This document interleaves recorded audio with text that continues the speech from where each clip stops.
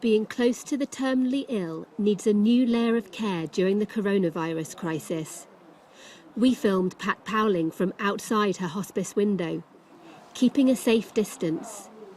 For the nurses and assistants here, they must wear gloves, aprons and masks.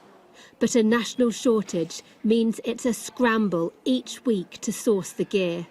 Supplies are due to run out within days unless more is delivered. We're having to contact people to beg, steal and borrow from different agencies and different organisations who are all always willing to help us. But it always seems that it's only when you get to that critical crisis point that suddenly some PPE will arrive. It's a plea heard across the health sector, from frontline hospitals to hospices.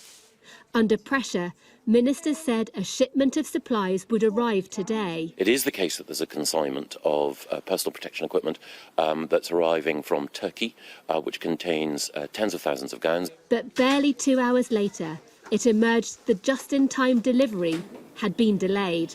Not good enough, say medics. This is devastating news. I'm so sorry for our doctors and their patients.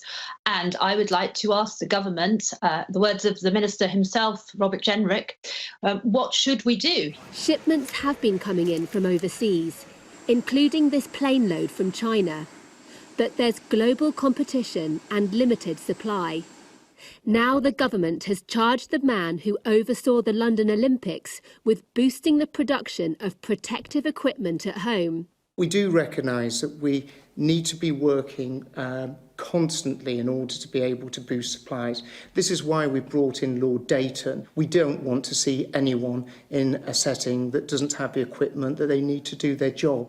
But that's exactly the risk the nurses at this hospice face if their stocks run out. Their patients really don't have time for any delay. Deborah Haynes, Sky News.